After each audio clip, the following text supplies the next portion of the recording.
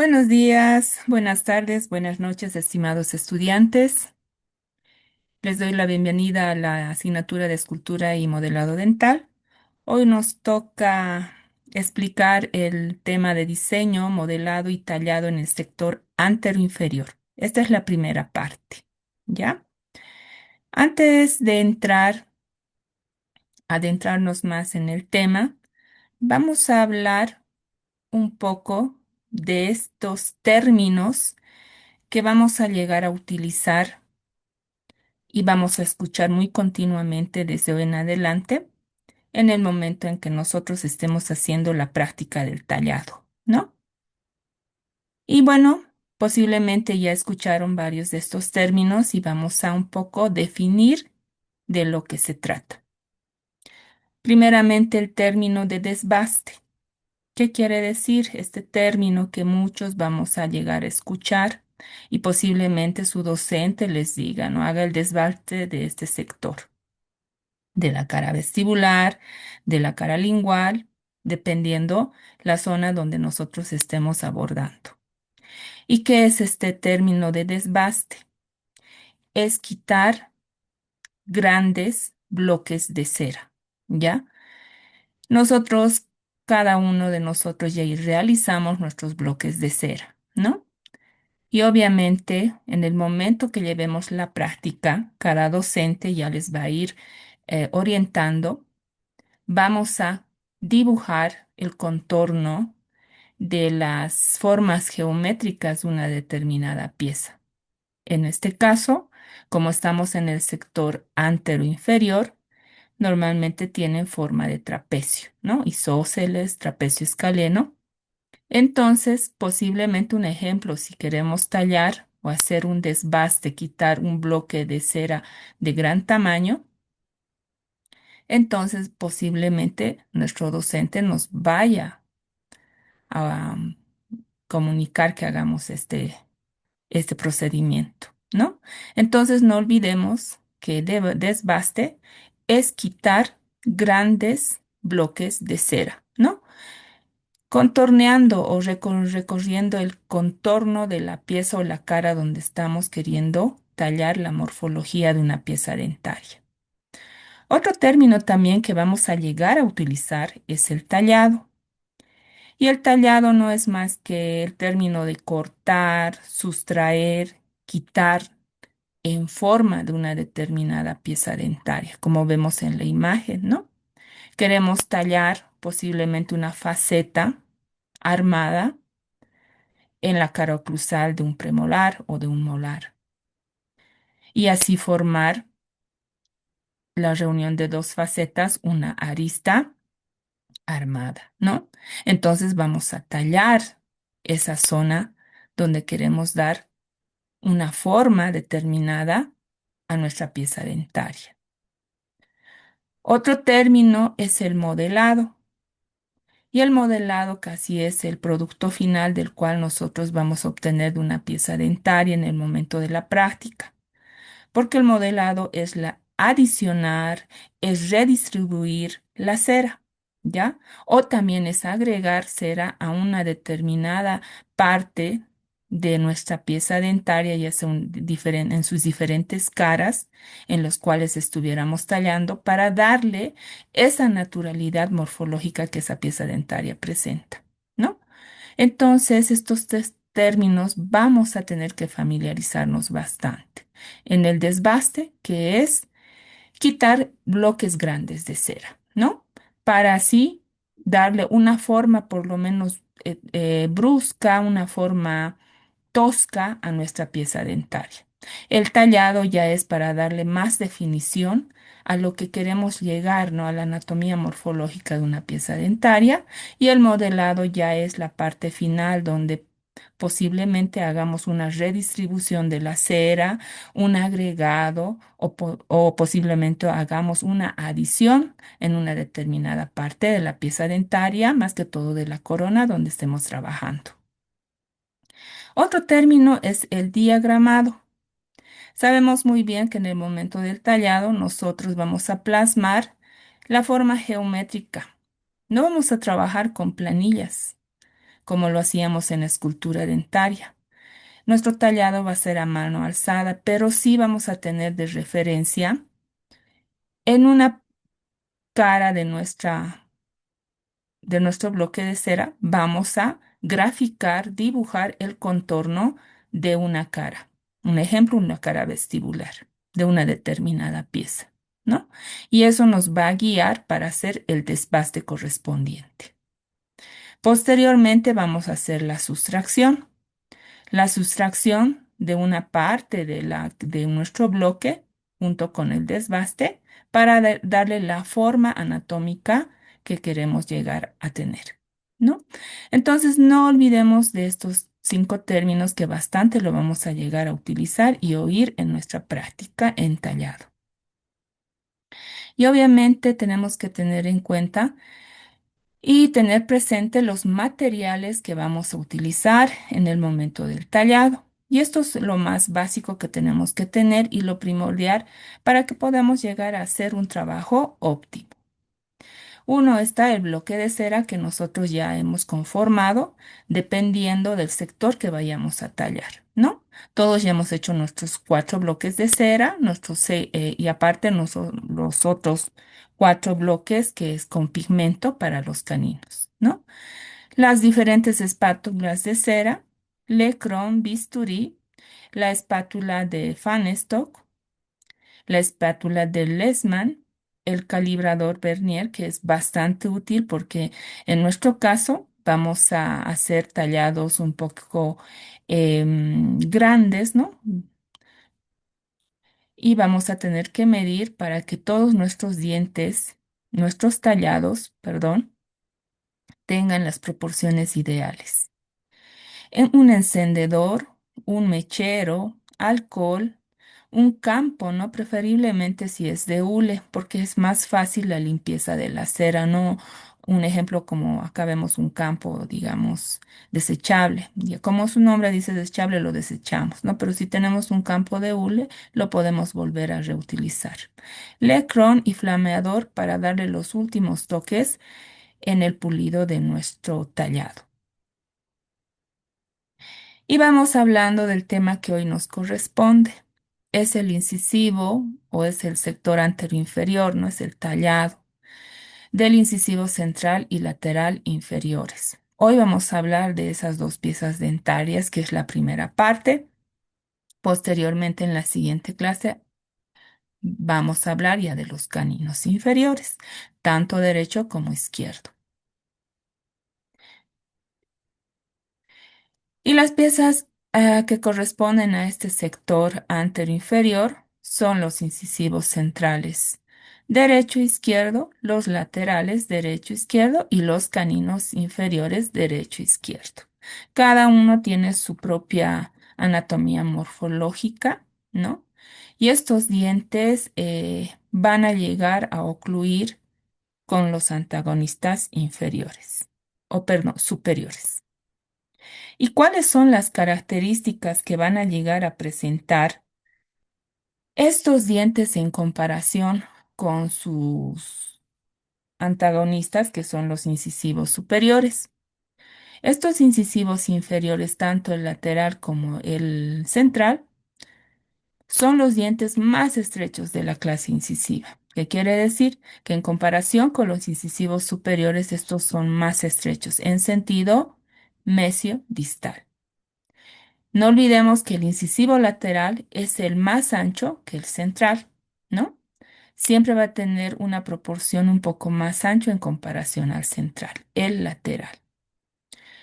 Las crestas marginales y el cíngulo en estas 2 piezas, tanto central como lateral, no son muy prominentes como ocurre en los superiores, ¿no? No son muy marcados, casi a veces no se los puede visualizar. Las superficies vestibulares son casi planas, no presentan mucha convexidad como presenta el incisivo central superior en su superficie vestibular.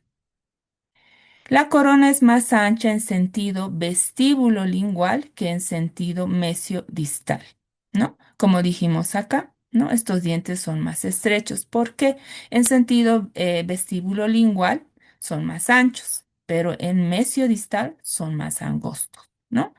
Y los que van a llegar a presentar su fosa lingual, casi esta fosa no se la visualiza o posiblemente está muy superficial. Vamos a hablar un poco del incisivo central inferior, ¿ya? Aquí podemos visualizar las caras, la corona del incisivo central inferior, su cara vestibular, su cara lingual, ¿no? Sus lados mesial distal. Y obviamente no olvidemos que este incisivo central inferior están colocados ¿dónde? En la mandíbula, ¿no? Corresponden, las piezas dentarias están en el maxilar inferior, uno al lado de la línea media, ¿no? Uno que es derecho, el otro es izquierdo, y obviamente van a coincidir ambos por sus caras mesiales, ¿no? Se considera este diente el más pequeño de todos los incisivos, ¿no? Lineal y volumétricamente estos dientes son simétricos, ¿no? Eso es lo bueno de estos dientes que tienen una simetría esencial, ¿no? No como los demás dientes o sus antagonistas. La corona de este diente, por ejemplo, visualizamos acá, tiene una forma alargada, ¿no? Es estrecha, ¿no? Con contornos simples y regulares. Presenta cuatro lóbulos del desarrollo, aunque estos no están, no se evidencian normalmente, porque ya sus caras, como dijimos, la vestibular es casi plana, ¿no? Su diseño, por ejemplo, de la corona es casi simple por su tamaño largo que tiene, ¿no? Y también su forma estrecha que tiene. Vamos viendo su cara vestibular o labial. Esta cara labial del incisivo central inferior es casi plana, no tiene mucha convexidad. Hay una convexidad ligera a nivel del tercio cervical, ¿no? Sabemos muy bien que cuando hicimos los dibujos siempre separamos la cara vestibular en tres tercios, ¿no? Un tercio cervical, medio e incisal, ¿no? Obviamente, este diente, cuando llega a erupcionar o están recientemente erupcionados a nivel del borde incisal, presentan, ¿no? Mamelones, tres mamelones, pero con el pasar del tiempo, esta superficie se va perdiendo por la oclusión, ¿no? Que va teniendo esta pieza dentaria, estas piezas dentarias con su antagonista y van desapareciendo con el uso, ¿no? Y esta superficie es la que más se va a desgastar por la oclusión que vaya a tener en la función masticatoria. Vamos viendo también de esta cara que tiene bordes, ¿no? Tanto mesial, dependiendo a qué lado vaya a pertenecer, y el lado distal, ¿no? Son un poco oblicuos y convergentes hacia cervical.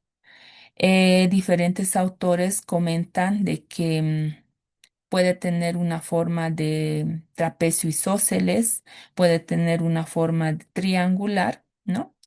Pero más le dan a la forma de trapecio isósceles, ¿ya?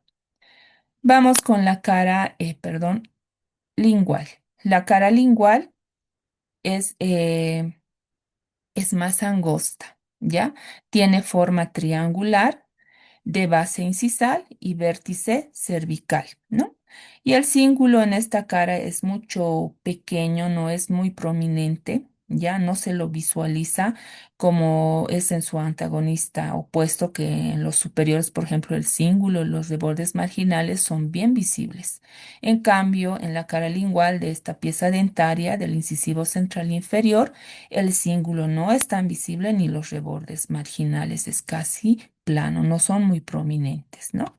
Y esa es también la diferencia con el lateral, porque el lateral, el cíngulo, tanto el cíngulo como los rebordes marginales, sí tienen un poco, son más notorios, son más prominentes, ¿no? Presenta también una cavidad lingual o una depresión lingual que no es muy profunda. Vamos visualizando también otras caras, ¿no? La cara mesial de esta pieza dentaria presenta normalmente forma triangular.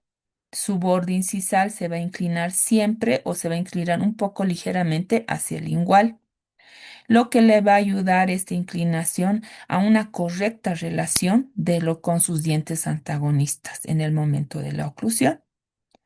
El área de contacto, por ejemplo, en esta pieza dentaria se va a localizar más cerca al borde incisal, ¿ya? Su área de contacto. Nos vamos a la cara distal. La cara distal igual presenta una forma triangular similar a la cara mesial y aunque esta cara es un poquito más convexa que la mesial, el área de contacto también se va a situar donde en el tercio incisal, ¿ya?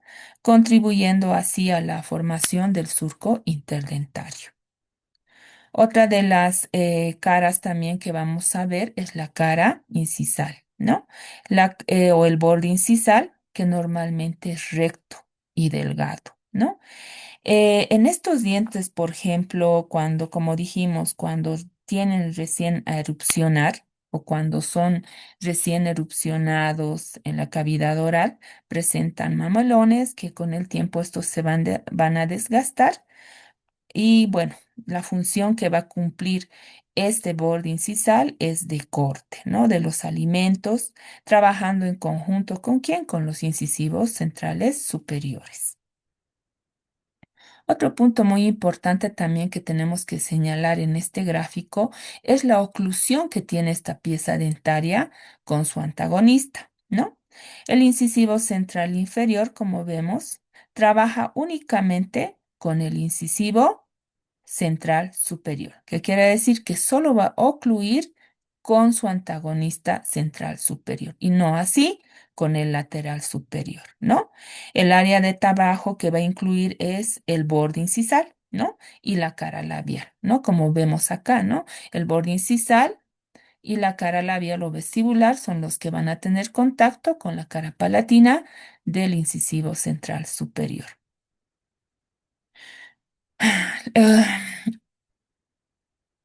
En este gráfico podemos visualizar un poco de lo que hemos hablado, ¿no?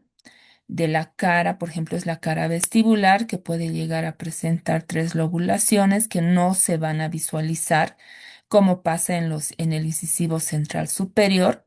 Presenta un borde casi recto. Las angulaciones que van a llegar a conformar con el borde mesial y distal, por ejemplo, el ángulo mesio y incisal es casi recto en comparación del ángulo disto-incisal, es un poco redondeado, pero más se va también a lo recto, ¿ya? Va a presentar también bordes distal y mesial, ¿ya? Que van a ser un poquito oblicuos y van a tener una convergencia hacia cervical, ¿no? La cara vestibular, por la presencia de los mamelones que no son perdón, lóbulos que no son muy marcados, es casi plana, ¿no? Y presenta una leve convexidad a nivel del tercio cervical. Por el lado lingual, vamos a ver normalmente la depresión lingual, que no es muy profunda, y también el cíngulo y los rebordes marginales no son muy pronunciados como pasa en esta imagen, ¿no? El cíngulo no es muy evidente, ¿no? Por ejemplo, en el lateral el cíngulo se visualiza más, ¿no? Y la fosa lingual es menos también evidente que el lateral, ¿no? Es menos profunda. Ahora vamos a referirnos al incisivo lateral inferior, ¿ya? Esta pieza dentaria se va a encontrar a los lados, ¿no? Del incisivo central inferior. eh, Tiene casi todas las mismas proporciones, se podría decir, que el incisivo central inferior. La diferencia es que este diente es un poco más largo y más ancho que el lateral, pero las caras que llegue a presentar casi tiene una similitud con el incisivo central inferior. Un poco de recordatorio, esta pieza dentaria va a erupcionar al de 7 a 8 años, ¿no? Y obviamente va a presentar diferentes caras, ¿no? La cara vestibular o labial, la cara lingual, y obviamente en cada cara se va a presentar diferentes estructuras o detalles anatómicos, los cuales nosotros tenemos que tener conocimiento para realizar el tallado, ¿no? En la cara vestibular tiene forma también de trapecio, ¿ya? Tiene un borde incisal cuya diferencia con el incisivo central que presenta, como vemos en la imagen, el borde incisal casi en la parte media un abultamiento, ¿no? Y obviamente este incisivo lateral inferior es el segundo diente, ¿no? De la arcada mandibular que se va a encontrar a partir de la línea media y obviamente se va a encontrar distalmente del incisivo central, ¿no? Porque se va alejando de la línea media, ¿no? Su cara mesial, por ejemplo, hace contacto con la cara distal del incisivo central inferior y su cara distal obviamente también se va a hacer contacto con la cara mesial del canino. Por ejemplo, en un diagrama de cuadrantes, por ejemplo, si le van a colocar el número 2, ¿no? Si corresponde, digamos, al lado de la línea perpendicular. Un ejemplo, cuando se coloca el número 32, cuando se va a encontrar en la parte inferior izquierda, o 42 se va a encontrar en la parte inferior derecha, ¿no? Y obviamente la cara, por ejemplo, vestibular de esta pieza dentaria es, como dijimos, mucho más grande y más larga que el incisivo central, ¿no? Y obviamente el lóbulo va a presentar también lobulaciones como el incisivo central inferior, pero la diferencia de esto que su lóbulo distal está más desarrollado, ¿ya? El lóbulo distal del incisivo lateral está más desarrollado y obviamente al estar más desarrollado es más grande, lo que le va a otorgar ese volumen en la cara vestibular, ¿no? El desgaste, por ejemplo, se va a dar en un inicio en la parte del borde incisal, ¿no? Como vimos, esta pieza dentaria es la diferencia que tiene en su borde incisal en comparación con el borde incisal del central inferior, ¿no? Vamos a la cara lingual. En la cara lingual podemos visualizar de esta pieza dentaria una ligera giroversión hacia lingual, ¿no?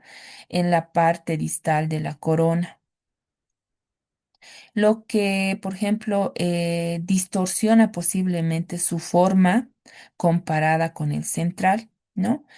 Es tan semejante en forma al central, o sea, se asemeja tanto al incisivo central que, por ejemplo, no vamos a describir mucho o va a tener una descripción semejante a la de todas sus proporciones de las caras que presenta con el incisivo central inferior. Y obviamente, como dijimos, tanto el cíngulo como los rebordes marginales en esta cara lingual sí se llegan a observar mejor en su tamaño en comparación del central inferior, ¿no? Y la fosa también lingual está mucho más marcada, mucho más profunda.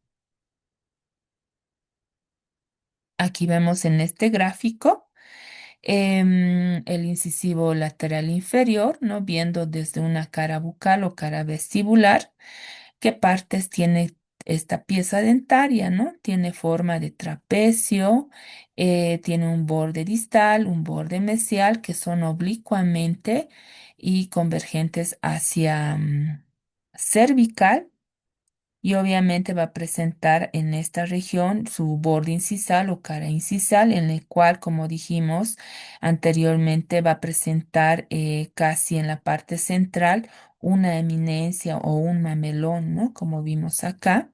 una eminencia o un mamelón, del cual, o sea, lo va a diferenciar del incisivo central, ¿no? Este borde, por ejemplo, refieren algunos autores que sirve un paso de transición entre el borde del incisivo central y el canino inferior, ¿no? Es un paso que va a transidir entre el borde del incisivo central y el canino inferior, ¿no? ¿Qué más podemos hablar de esta pieza dentaria en el momento de su oclusión? La proporción, por ejemplo, mesial de esta pieza dentaria, de su borde incisal, por ejemplo. Ah, otro aspecto que me estaba olvidando es mencionarles y que todos también tenemos conocimiento, que su borde incisal puede presentar en algunas ocasiones una inclinación en sentido mesiodistal, dándose aspecto con la pieza continua, la pieza del lado una forma de techo de rancho, ¿no? Entonces también se puede diferenciar de eso del incisivo central. Obviamente, esta pieza dentaria va a ocluir su borde incisal y va a ocluir con la cara palatina del incisivo, una parte del incisivo central superior y una parte del incisivo lateral superior, ¿no? La oclusión de esta pieza dentaria es normal, ¿no? Su mamelón, por ejemplo, central va a coincidir con el surco interdentario, formando entre el central y el lateral superior, ¿no? El mamelón que va a llegar a presentar en determinadas piezas, no todas las piezas, por ejemplo, de su borde incisal va a presentar ese mamelón eh, que se le encuentra normalmente en el borde incisal, ¿no? Entonces, la diferencia de esta pieza dentaria tiene casi las mismas proporciones que un incisivo central. La única diferencia que es su borde incisal. Puede presentar en ocasiones en su parte central un mamelón, ¿no? Un abultamiento, una eminencia que es central, ¿no? Que se va a encontrar en el borde cortante o en el borde incisal, ¿no? Otra diferencia también que en su cara lingual, la fosa lingual es más profunda, el cíngulo y los bordes marginales son más marcados en comparación que el incisivo central. Entonces ahí finalizaríamos de dar algunos aspectos que son relevantes en el momento que vayamos a tallar nuestras piezas dentarias. Obviamente, estos son puntos referentes que tenemos que tener en cuenta, ¿no? Ver y conocer todos los aspectos morfológicos de las piezas que vayamos a tallar. Juntamente con todos los docentes o sus respectivos docentes en la práctica, ellos van a llegar a orientarles qué parte o de qué pieza dentaria van a llegar a tallar y de qué parte van a ser los desbaste tallado, modelado, para así llegar a tener una pieza dentaria lo más natural o que se asemeje a la apariencia morfológica natural de esa pieza dentaria, ¿no? Y bueno, no nos olvidemos de tener siempre en mente y tener este conocimiento de estos términos, ¿no? Como desbaste, tallado, modelado, diafragmado, sustracción. Repasemos un poco también de lo que es la conformación, ¿no? De las formas geométricas de nuestras diferentes caras que presenta nuestra pieza dentaria, las caras vestibulares, palatinas linguales, proximales, mesial, distal, eh, a qué altura tiene convergencias, mayor contorno, mayor convexidad, dónde debe haber mayor convergencia, si es que estamos tallando en una pieza inferior, como por ejemplo en los incisivos inferiores, su mayor convergencia siempre tiene que ser hacia lingual, ¿no? Para que, como por ejemplo en el incisivo central, ¿no? Su cara vestibular tiene forma de trapecio isósceles, pero a medida que sus bordes se vayan dirigiendo a sus caras proximales, estas van a converger converger a las caras, a la cara lingual, y esta cara lingual se va a notar ya una forma triangular por la convergencia que hay, ¿no? De los lados mesial y distal, dándole esa forma triangular. Y obviamente demos un repaso, ¿no? De todo lo que hemos hecho anteriormente en el dibujo, porque nos va a ayudar bastante en el momento de hacer los trazados o los dibujos en nuestro bloque de cera, los cuales nos van a llegar a orientar y ayudar para hacer un desbaste apropiado, y así un tallado y un modelado, y llegar a pulir nuestra pieza final o de alguna determinada pieza que lleguemos a tallar. ¿Ya?